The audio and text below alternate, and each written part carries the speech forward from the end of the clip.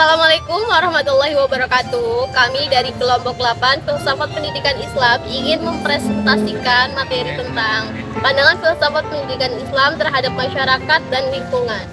Di sini saya Fahrin Ajlis dan saya Anggi Ardiansa. saya Aulia Nur Rahmat. Jangan lupa simak video kami ya. Saya akan menyampaikan sebuah materi tentang pandangan filsafat Islam terhadap masyarakat. Manusia tidak hanya dipandang sebagai makhluk ideal dan struktural, tapi diletakkan pada posisi potensial. Dalam masa perkembangannya, manusia bukanlah robot maupun makhluk instrumental dalam masa penggalian potensi sesuai masa perkembangannya. Proses pendidikan dalam prinsip pandangan Islam bersifat tabi'iyah, yang artinya sesuai dengan tabiat hidup manusia. Kemudian manusia mengalami proses pendidikan yang berdasarkan pokok pada berlangsung sepanjang hayatnya. Proses kependidikan adalah long life education yang diartikan sebagai proses tanpa akhir. Kemudian masyarakat adalah sekumpulan manusia yang hidup di lingkungan, yaitu masyarakat. Masyarakat merupakan suatu faktor yang mempengaruhi pendidikan. Di samping itu pula, masyarakat itu tempat kembali output pendidikan. Masyarakat juga merupakan tujuan yang paling menonjol bagi pendidikan Islam, karena pendidikan adalah wadah generasi muda yang pada akhirnya generasi muda itu menjadi berkualitas dan dapat berperan aktif dalam masyarakat. Justru kita sebagai mahasiswa juga itu pasti akan kembali outputnya kepada masyarakat. Di sini ada prinsip-prinsip yang menjadi pandangan Islam terhadap masyarakat. Saya sebutkan 4 prinsip. Prinsip yang pertama yaitu mengakui bahwa masyarakat dalam pengertian yang paling sederhana adalah kelompok individu dan kelompok yang diikat oleh kesatuan negara, kebudayaan, dan agama.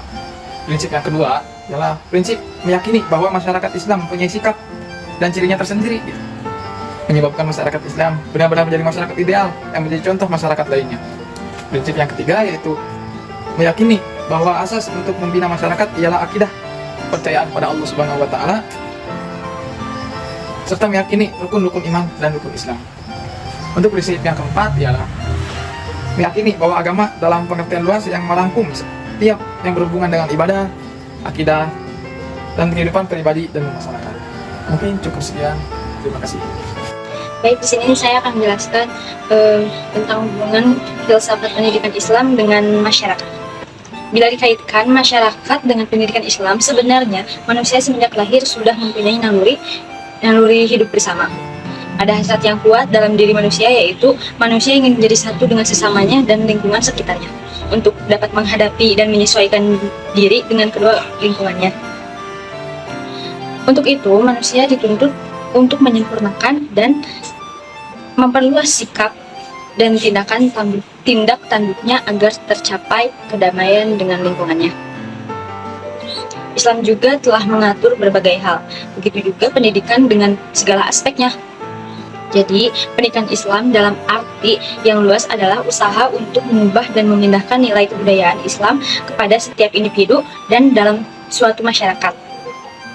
Menurut konsep ajaran Islam, jika manusia mematuhi ketentuan pedoman wahyu dan ketentuan dan keteladanan Rasulullah SAW itu secara jujur dan ikhlas, maka ia akan tumbuh menjadi manusia yang seimbang dan sejalan dengan potensi yang dimilikinya. Sebagaimana terdapat dalam Al-Quran surat Al-Baqarah ayat 30 yang artinya, dan ingatlah ketika Tuhanmu berfirman kepada para malaikat, aku hendak menjadikan khalifah di bumi. Mereka berkata, apakah engkau hendak menjadikan orang yang merusak dan menumpahkan darah di sana, sedangkan kami bertasbih memujimu dan menyucikan namamu? Dia berfirman, sungguh aku mengetahui apa yang tidak kamu ketahui. Atas dasar ini, kita dapat berkata bahwa tujuan pendidikan Al-Quran adalah membina manusia secara pribadi dan kelompok sehingga mampu menjalankan fungsinya sebagai hamba Allah dan khalifahnya guna membangun dunia ini sesuai dengan konsep yang ditetapkan Allah Subhanahu wa Ta'ala untuk bertakwa kepadanya. Hubungannya dengan pendidikan Islam yang lainnya adalah terkait dengan fungsi pendidikan Islam itu sendiri, yang diantaranya adalah menyiapkan generasi muda untuk memegang peranan-peranan tertentu. Pandangan filsafat pendidikan Islam terhadap lingkungan. Alam semesta, khususnya lingkungan, adalah media pendidikan dan sarana bagi manusia dalam menjalani proses pendidikan. Manusia tidak bisa hidup secara mandiri di alam semesta ini. Kehidupan manusia dan alam semesta ini saling membutuhkan dan saling melengkapi satu sama lain. Manusia dan alam. Sejak manusia dilahirkan, muncul berbagai jenis tanaman dan hewan yang disediakan untuk memenuhi kebutuhan hidup manusia di lingkungan ini.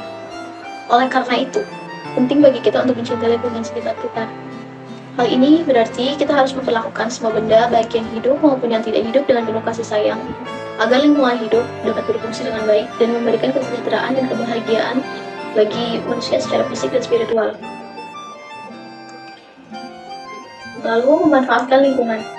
Manusia memiliki peran dominan terhadap lingkungan sebagai pengambilan keputusan yang dapat menentukan apakah lingkungan tersebut bermanfaat atau tidak.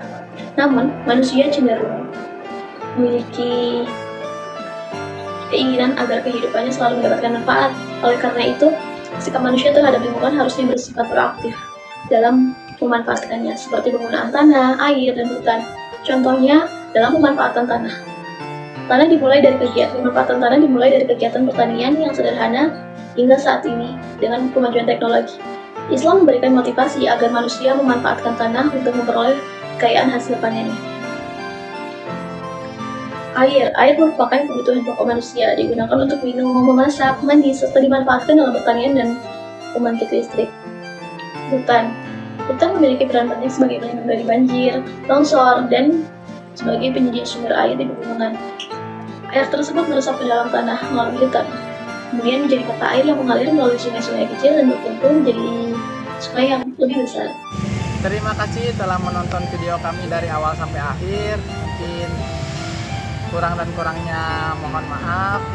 Cukup sekian. Undur mangkila, udah undur mangkola. Wassalamualaikum warahmatullahi wabarakatuh.